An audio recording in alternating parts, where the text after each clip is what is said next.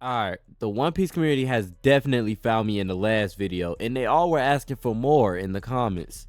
Something that I couldn't wait to speak on, honestly. Y'all went crazy on that, by the way. I do appreciate y'all on that. These vids are like the most fun thing to do, so as long as we working together on them, I can keep producing them, you feel me? But what we have today is the great debate, the at-home reverie, the heaven or hell sides of agenda piece. Who do you got, Mihawk or Shanks? Before we all fall into this rabbit hole though, I would like to ask if y'all could leave a like and drop a sub if you haven't already. If you want weekly content put into your feed, then I am here to try my best and do that. The last upload was 10 days ago, but I spent 7 of those days streaming. So if you need something to watch whenever you got a big bowl of noodles, whenever you need something to listen to before bed at night, then you got the right place on 2 platforms. So make sure y'all go follow the Twitch. And let me challenge y'all right quick. I want y'all to comment right now who you got between these two.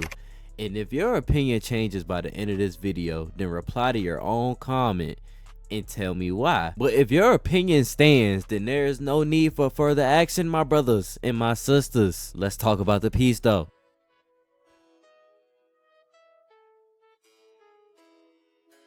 Like every vid, y'all, I tell it from my point of view, but I do my best to relate it back to you guys. So whether you are in a One Piece or not, I make these vids so we can all vibe out. So look here, I'm pretty sure I can vouch for almost everyone who first started watching One Piece and grew an early attachment to Shanks. Obviously because he is the hero to our main character, the reason we have this story in the first place, you could say. I don't disagree, to be honest. But I will tell you that these Mihawk fans will make you think that they never even had a positive look on Shanks. It's like they didn't pay attention to any of the One Piece story until Zoro got did the worst way at the Baratie. Okay, that kind of rhymed. But this is when they leaned forward to the TV. They didn't care about things like Luffy accidentally eating a devil fruit that makes his body stretchy. Who cares about that? Or Shanks losing his arm to save Luffy. Nah. Or Zoro having literally a 3-sword style. That looks so cool, right?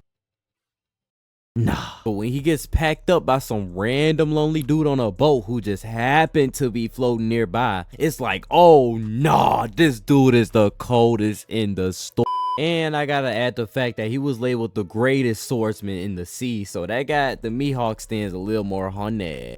I'm gonna just say that from what I see, for the most part, they give zero credit to my boy Shanks as if he's some bum. And it can be the same way for Shanks fans, but I'm gonna get to that later. But for right now, for starters, we will talk about the Mihawk is stronger agenda. Then we will add in Shanks as we go. You'll see how I do it. So listen up. Just like Shanks, Mihawk has some feats that could literally lead him to Pirate King if he just pushed for it simply off of his strength. But let's be honest, we know who really is touching that title. But I'm just saying that they are both at S on the current One Piece strength tier list, but who should be higher on this same tier? That is the big question of today. So I'm going to use certain points and moments that people like to bring up to separate the two, starting simply with saying that Mihawk has his alone strength that keeps him going. He had no crew moving around with him, so he has nobody but himself to depend on. Using that fact alone, they were putting him over Shanks, because every time we seen Red Hair, he was just somewhere drunk, not doing anything or hanging with tons of people, you know, just doing pirate stuff. A complete opposite to Mihawk's lifestyle, a quiet but active person. He's always locked in and at a level head. We could say he's getting stronger more frequently. Then the argument from Shanks fans bring up the fact that he doesn't get enough screen time, so we really don't know what he is doing all the time. This is kind of a valid point, because whenever we see Shanks get serious in his little screen time, we all feel the intensity, you know, be honest. With these two having very close bounties and even past relations or battles, we still use individual feats to separate them. That's where we start with Marineford. This is from what I've researched and listened to, so correct me if I'm wrong on any part. But yeah, Marineford, the peak of agenda piece arcs. The amount of feats that start all the way from this whole saga, you will be surprised. This is personally where I've seen the start of this debate. I'm gonna take y'all through the emotions with me though. Y'all remember when Luffy was going absolutely stupid against everybody at Marineford? He even got unnecessary with it. Why did he do this? Luffy went through Kobe, the earliest person in the story that met Luffy and they became close. He knocked out all the soldiers with only a hint of his conqueror's haki, and he even rocked his own grandpa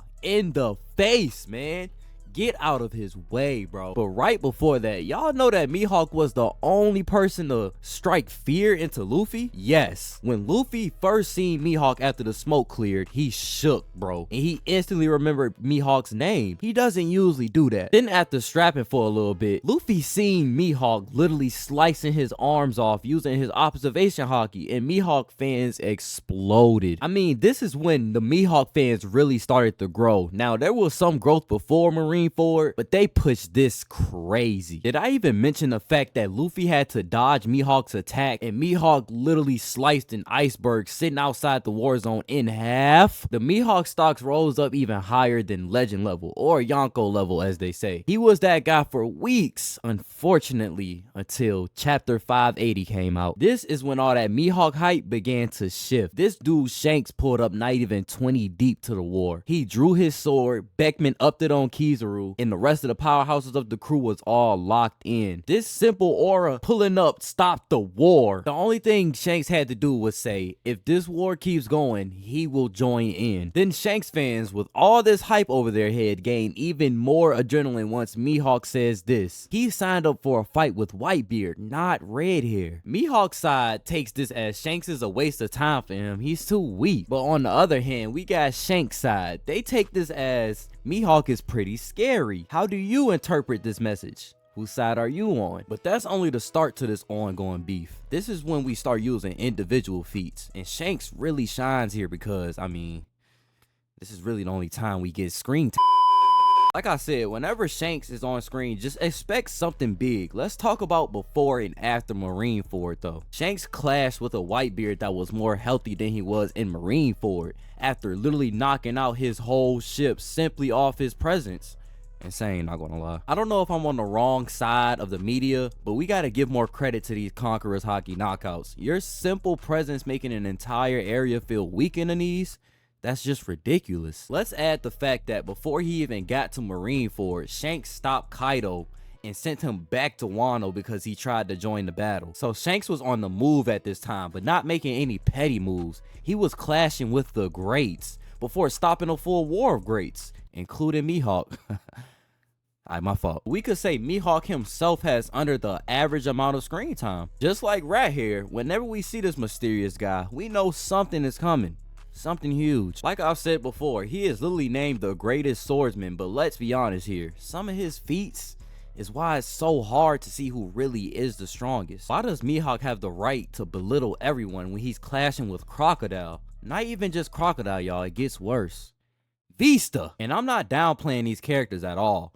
Anybody who was on that field had heart and power, but let's be real here. If Shanks clashed, never mind. Not even clash. Shanks is literally no different than one shot. But the argument here is that Mihawk wasn't even going for Crocodile. Crocodile literally just got in the way of Mihawk targeting Luffy, and Oda nerfed Mihawk simply for plot. I mean, I guess, man. But don't get me wrong, Mihawk has feats that keeps him steady in this debate. Let's include the fact that Shanks is also considered a swordsman. But unlike Mihawk, he is not named the greatest, so he beats him there. Shanks fans won't even let him have that though.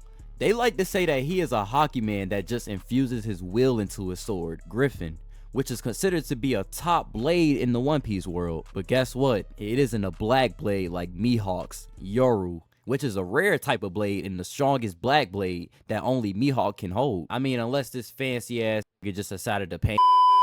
Y'all know these two don't have much on-screen feats, but they have more of what is said around the world of One Piece, like what other characters said about them. And while it's on my mind, let's add Shanks spooking an admiral who was bloodthirsty from 10 to 30 minutes away. He wasn't even on the island. And I don't even need to bring up the kid situation. I think Mihawk is doing him the exact same way. And let's end it off where we started by mentioning how these two are total opposites but considered to be in the same tier. What separates them here is in favor of Mihawk fans. Mihawk has a bounty touching Yonko or legend level, and he was never mentioned to have a crew, so his raw power and threat to the world sets him so high. And I don't want to hear bounties don't matter. They seen how insane this guy is and threw money on his head that can be compared to the strongest crew's captain, Redhair. Of course, Shanks earned this off his own strength also, but include his crew with it, and it is still only 500k higher than Mihawk's. Now, y'all know, if you watch my last video, it's going to be in the top right. I'm all about story. I'll say Shanks wins in hockey feats, but Mihawk clearly has the better sword play. So I don't know who to say is stronger. I love both these characters, and I'll let Oda tell us himself later down the road. If you made it this deep into the vid, y'all let me know now in the comments if your opinion has changed. This is a fun topic to speak on for me, so why not make a video about it? I hope you all enjoyed this here chatting session though. I hope you all stay safe and stay healthy. And remember, man, I'm only chatting.